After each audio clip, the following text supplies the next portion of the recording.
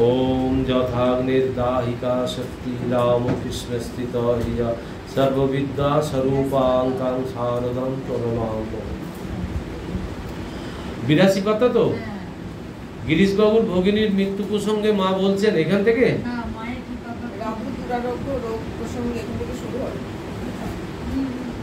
একদম শেষ। আচ্ছা, রাধুর দুরারোগ্য রোগ প্রসঙ্গে সীমা ভাষিত থেকে জ্ঞানদায়িনী চ্যাপ্টার। মানুষ যে রোগ নিয়ে মরে, যদি প্রায়শ্চিত্ত না করে মরে তবে পরজন্মেও সেই রোগ হয়। সাধুদের পক্ষে এসব কিছু নয়। রাধুর যে দুরারোগ্য রোগ হয়েছিল, রাধুর সিমটমগুলো জানেন তো সবাই? একটু একটু না জানলে কিন্তু এইটা ধারণা করা যাবে না। রাধুর কিরকম সিমটম ছিল। বাগবাজারে রাধু আছে, মা আছে। মাকে রাধু অর্ডার করছে যে কাকেরা উপরে চিৎকার করছে, ওদের জ্বালায় আমি থাকতে পারছি না। কেউ কাকের আওয়াজ শুনছে না, ওর কানে কাকের আওয়াজ যাচ্ছে। মা আবার গিয়ে ছাদে উঠে কাক তাড়িয়ে আসছে। এরকম উদ্ভট উদ্ভট তার মানে রোগ আর কি, মানে যেগুলো মানে কি বলবো, বোঝা যায় না দেহের ওষুধ কি। তো বলছে যে এই দুরারোগ্য রোগ, বলছে যে মানুষ যে রোগ নিয়ে মরে, মানে মানুষ যে রোগ নিয়ে মরে যদি প্রায়শ্চিত্ত না করে মরে তবে পরজন্মেও সেই রোগ হয়। সাধুদের পক্ষে এসব কিছু নয়। মানে সাধুদের যদি কোনো রোগ নিয়ে সাধু মারা যায় তাহলে তার পক্ষে এগুলো খাটে না। কিন্তু মানুষ, সাধারণ মানুষ যে রোগ নিয়ে মারা যায়, বলছে যদি প্রায়শ্চিত্ত না করে মরে তবে পরজন্মেও সেই রোগ হয়।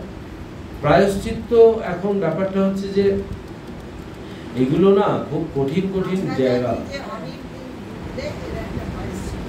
হ্যাঁ, অনেক দিন ধরে ভুগে ভুগে ভুগে ভুগে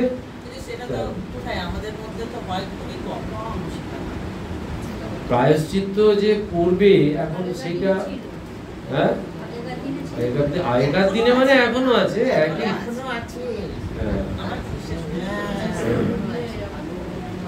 মানে ওই কোনো রোগ নিয়ে যদি কেউ দুম করে মারা যায় তাহলে আর কে প্রায়শ্চিত্ত করবে? সে যদি সংস্কৃতি যেটা বলছে, সে যদি অনেকদিন ভুগে ভুগে মারা যায় তাহলে ওটার প্রায়শ্চিত্ত হয়ে যায়, কারণ ওই কষ্টটাই তো প্রায়শ্চিত্ত হচ্ছে। এটাই। পাগলি মামির এক মাসি রোগে ভুগে মারা গেছেন, তারও কি সেই রোগ সঙ্গে গেছে?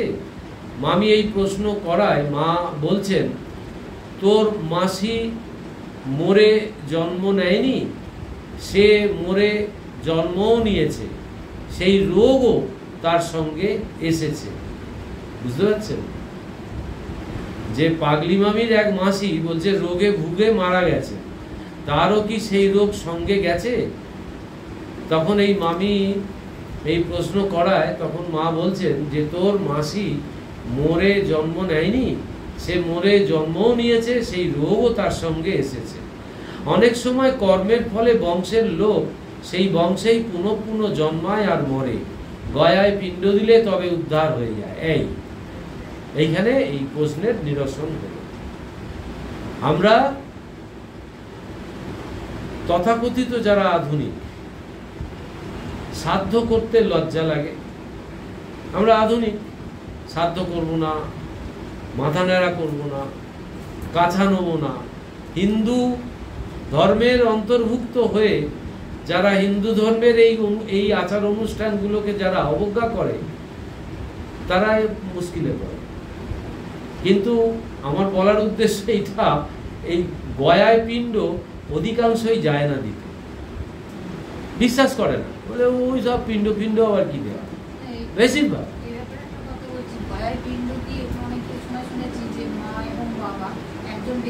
না, নিয়ম নেই, দুজন গেল।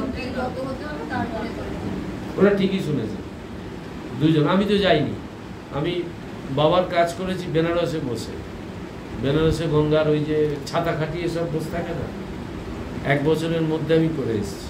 ওটা করতে হবে, কিন্তু এবার আমি তো করছি আমার জন্য নয়, আমি তো করছি তার আত্মার শান্তির জন্য। এইটা দিয়ে দিল মা এইখানে, বলে গয়ায় পিণ্ড দিলে তবে উদ্ধার হয়ে যায়, নাহলে বলছে ওই বংশেই ফিরে ফিরে আসে, ওই যে রোগ নিয়ে মরেছে সেই রোগ নিয়েই আবার আসে, এইসব। আর গয়ায় পিণ্ড দেওয়ার ব্যাপারটা ওইটাই, বাবা মা দুজনে গত হলে একবারেই দেওয়ার নিয়ম। মানে শেষে যিনি গত হবেন 1 বছরের মধ্যে এটা করে আসতে হয়। এবং হ্যাঁ, না নিয়ম নিষ্ঠা সহকারে এইগুলোকে কিন্তু গুরুত্ব দিতে হবে। এগুলোই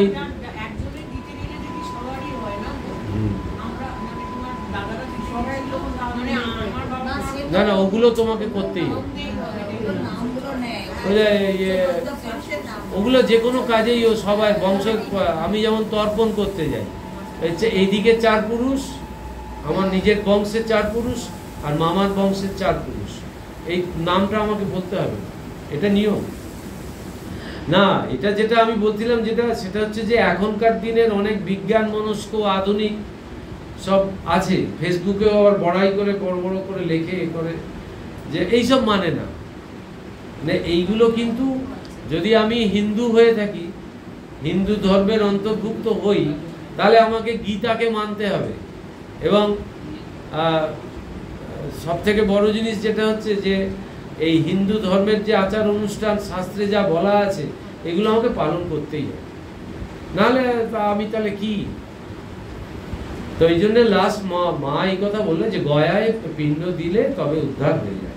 ঠাকুরের শরীর যাওয়ার পর যখন দক্ষিণেশ্বরের কালীবাড়ির খাজানজি ও রামলাল চক্রান্ত করে মায়ের জন্য বরাদ্দ মাসোহারা বন্ধ করে দেয়, তখন স্বামীজি এরূপ না করার জন্য তাদের অনুরোধ করেন, কিন্তু তারা সে কথায় কর্ণপাত করেননি। মা এ ঘটনা চিঠিতে জেনে বলেন, বন্ধ করেছে করুক, এমন ঠাকুরই চলে গেছেন, টাকা নিয়ে আর আমি কি করব। বুঝতে পারছেন?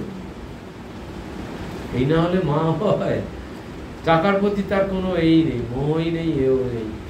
এই যে সেই মারোয়ারি মনে আছে, 10,000 টাকা দিতে এসেছিল, ঠাকুর মাকে পরীক্ষা করছে, ঠাকুর বলছে না, ঠাকুর তো বলছে আমার টাকা রাখা চলবে না, ওসব আমি পারবো না, তুমি তাহলে এক কাজ করো, দিতে যদি হয় ওই নহবতে রামলালের খুঁড়ি আছে, ওখানে দিকে যাও।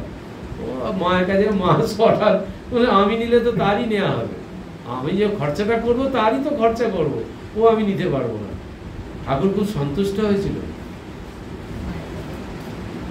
বড় মামি সুবাসিনী দেবী তার গর্ভধারিণীর মৃত্যু সংবাদে কেঁদে আকুল হলে মা বলেন, কার সঙ্গে কার সম্বন্ধ, জগতের যে মা সেই হলো সকলের মা, কাক অশ্ব পরিবেদনা। মানে গর্ভধারিণীর মৃত্যু সংবাদে কেঁদে আকুল হলে, তা তো গর্ভধারিণীর মৃত্যু সংবাদে কাঁদবে না, তো বলছে কার সঙ্গে কার সম্বন্ধ, মা বলছে জগতের যে মা সেই হলো সকলের মা, কাক অশ্ব পরিবেদনা। এটা একটা সংস্কৃত একটা শ্লোক, যে কার জন্য তুমি মানে রোদন করছো। তারপরে বলছে জন্ম মৃত্যুর অনিবার্যতা সম্পর্কে মা অক্ষয় কুমার সেনকে লিখেছিলেন, সংসারে জন্ম মৃত্যু অনিবার্য জানিয়া সহ্য করিয়া যাইবে। পত্রান্তরে লিখেছিলেন, সংসারে এমত সুখ দুঃখ আছেই, তবে কেন অনর্থক ভেবে মনকে দুর্বল করা।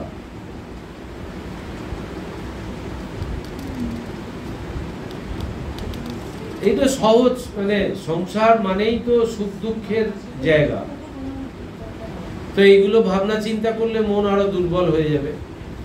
জয়রামবাড়িতে একদিন মা ঘরের দাওয়ায় আঁচল পেতে শুয়ে আছেন দেখে জনৈক ভক্ত মাকে জিজ্ঞাসা করলেন, মা এই ধুলো মাটিতে শুয়েছেন যে? তাতে মা উত্তর দেন, বাবা একদিন তো মাটিতেই মিশতে হবে। আর আমরা শুলে বলবো ওই আর শুষনা, ঠান্ডা লেগে যাবে, বাত হবে, কত কি আমাদের কথা। ছোট বড় অসংখ্য প্রাণী কি এক সময় সৃষ্টি হয়েছে? স্বামী অরূপানন্দের এই প্রশ্নের উত্তরে মা বলছেন, চিত্রকর যেমন তুলি দিয়ে চোখটি মুখটি নাকটি এমনই একটু একটু করে পুতুলটি তৈরি করে, ভগবান কি অমনি একটি একটি করে সৃষ্টি করেছেন? না, তার একটা শক্তি আছে। তার হ্যাঁ তো জগতে সব হচ্ছে, না তে লোপ পাচ্ছে। যা হয়েছে সব এককালে হয়েছে, একটি একটি করে হয়নি। তাহলে বুঝতে পারছেন যে কত বড় শিল্পী ভগবান।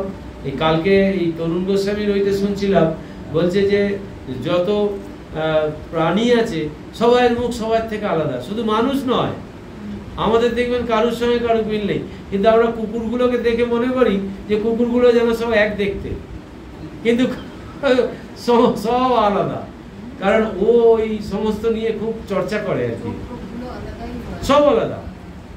তাহলে কত বড় শিল্পী তাহলে বুঝুন তো। আর বলছে যে একবার হ্যাঁতে সৃষ্টি হয়ে গেছে, একবার নাতে ধ্বংস হয়ে গেছে। বলছে তার হ্যাঁতে হচ্ছে, তার নাতে সব লোপ পাচ্ছে।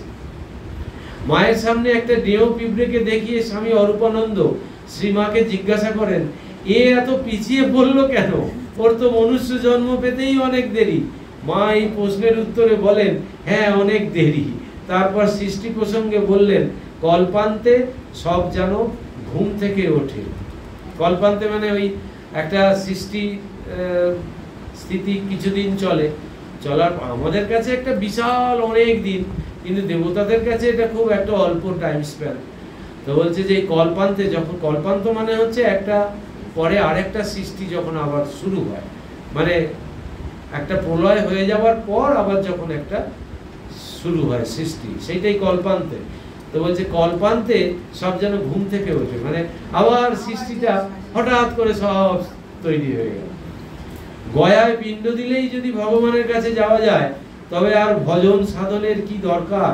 স্বামী অরূপানন্দের প্রশ্নের এই উত্তরে মা বলেন, তার কাছ থেকে যে আবার বাসনা কর্মানুসারে পৃথিবীতে এসে জন্মায়, তার কাছ থেকে যে আবার বাসনা কর্মানুসারে পৃথিবীতে এসে জন্মায়, এখান থেকে কেউ বা মুক্তি লাভ করে, কেউ বা নিজ সব ভোগ করে। চক্রের মতো সৃষ্টি চলছে, যে জন্মে মন বাসনা শূন্য হয় সেইটি শেষ জন্ম। বুঝতে পারছেন? বাসনা থাকলেই আবার জন্ম। আর বাসনা হচ্ছে কামনার বীজ। কামনা আমাদের যে তৈরি হয়, এই কামনার বীজটা হচ্ছে বাসনা। বাসনা হচ্ছে মনে মনে চিন্তা করা।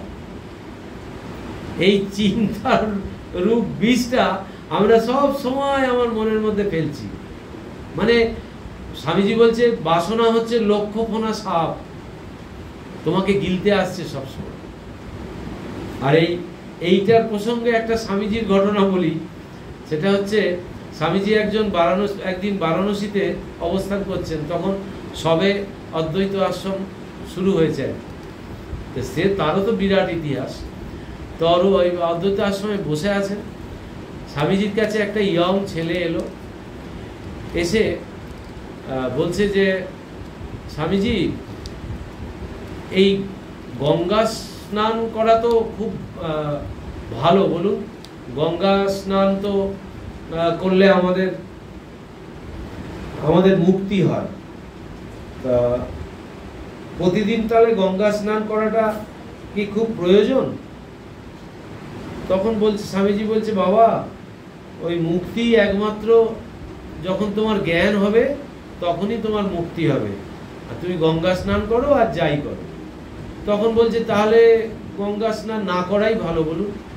তখন বলছে সে কি, আমি তো পারলে গঙ্গা সামনে পেলে একটু স্নান করে নেবো, চান করে নিই, তারপরে গঙ্গা জল পেলে একটু মুখে দিই, একটু মাথায় ছিটোই, সে গেছে ভেবাচাকে।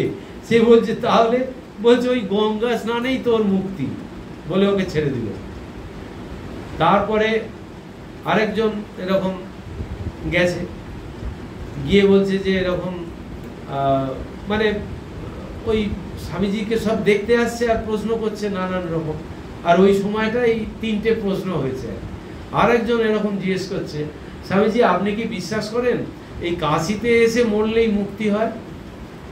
বলছে না বাবা, এই কাশিতেই মরো আর আস্তাকুরেই মরো, যদি জ্ঞান হয় তবে তোমার মুক্তি হবে।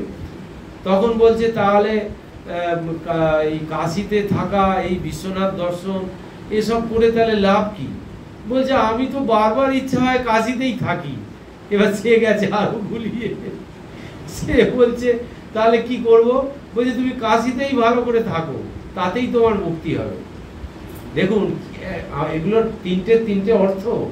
একটা ওকে বললো গঙ্গা স্নানে ওই জ্ঞান হলে মুক্তি হবে, কিন্তু গঙ্গা স্নান দরকার।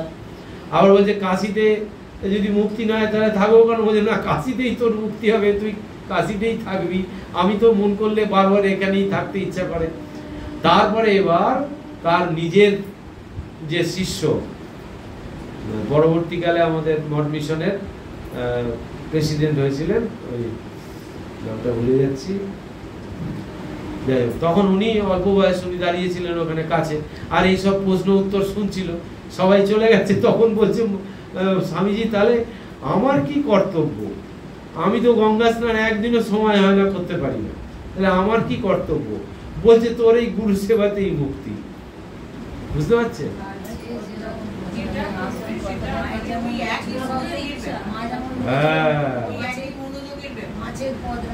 হ্যাঁ, মনটা আমার কিভাবে আছে, কোনো কিছুই নির্ভর নয়।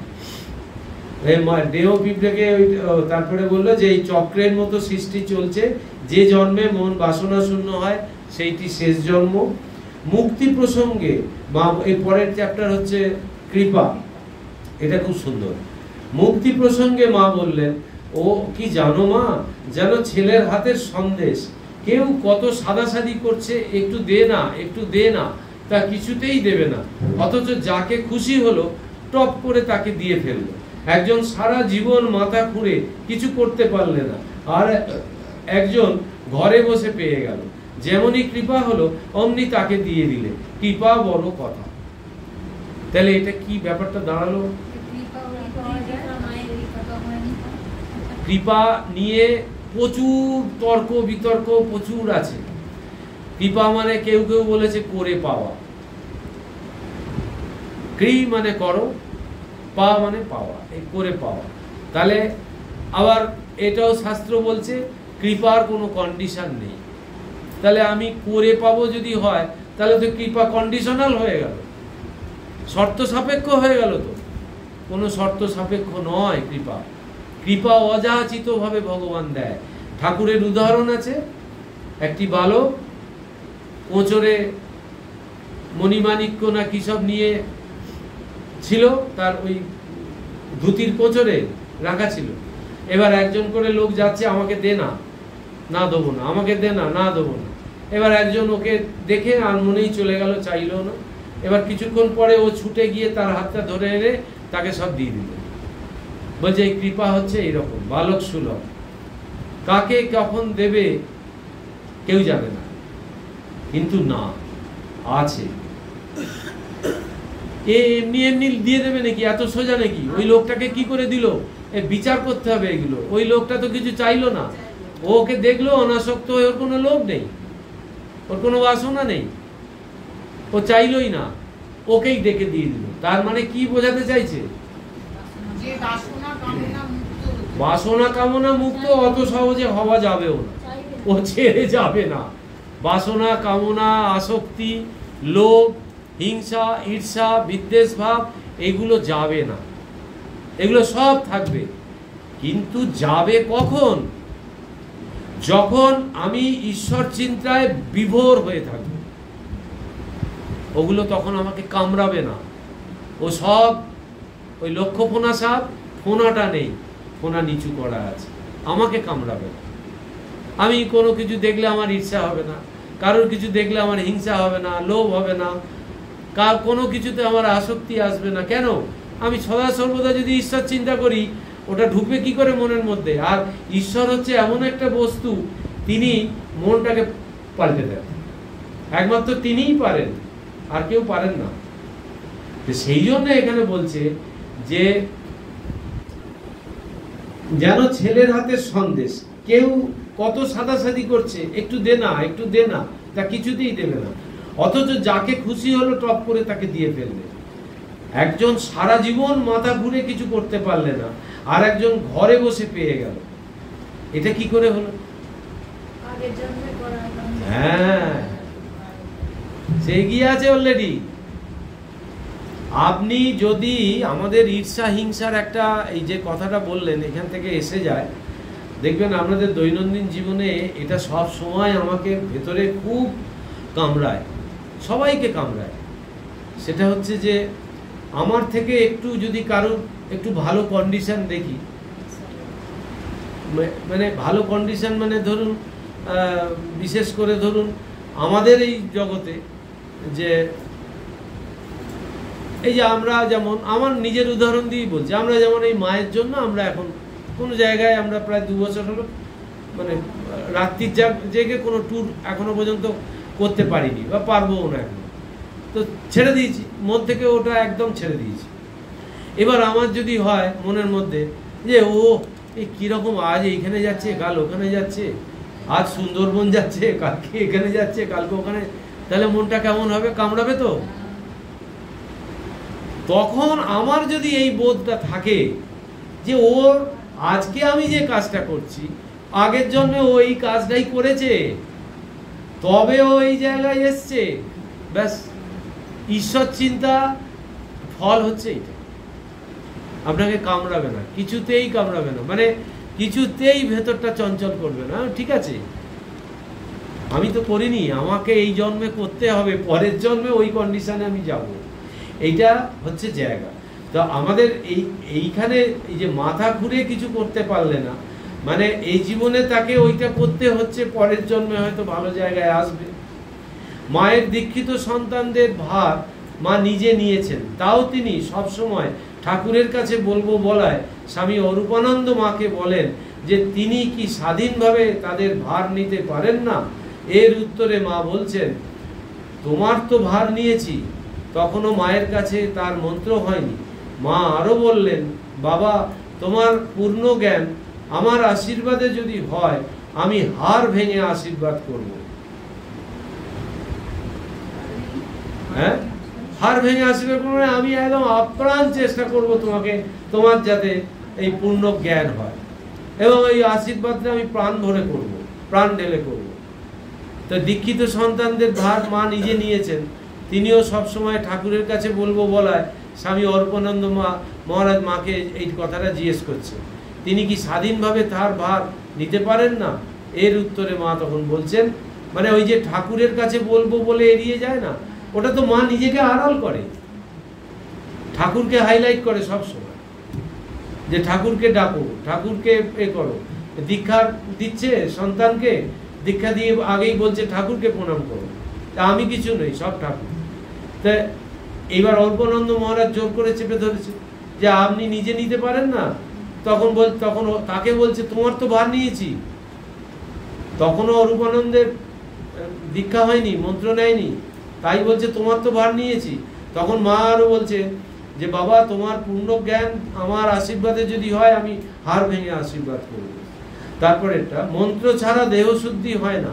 এই প্রসঙ্গে নারদের গল্প বলে মা স্বামী অরূপানন্দকে বললেন, বৈষ্ণবেরা মন্ত্র দিয়ে বলে এখন মন তোর, তাই তো মানুষ গুরু মন্ত্র দেন কানে, জগৎগুরু মন্ত্র দেন প্রাণে। মনেতেই সব, মন শুদ্ধ না হলে কিছুই হয় না। গুরু কৃষ্ণ বৈষ্ণব এই তিনের দয়া হলো, একের দয়া বিনে জীব ছাড়খানে গেল।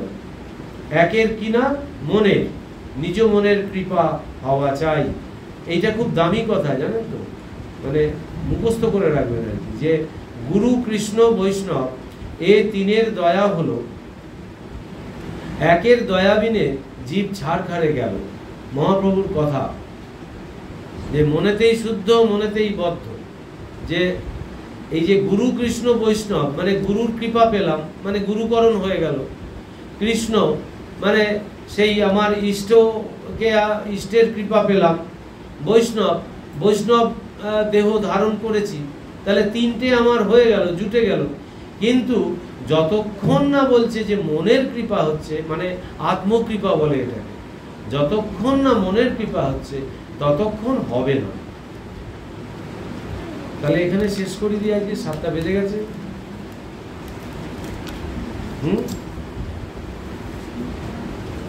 ओम निरंजनम नित्यम अनंत रूपम भक्तानुकंपाधीत विग्रहं वै ईशावतारं परमेशमिदं तं रामकृष्णं शिरसा नमामः।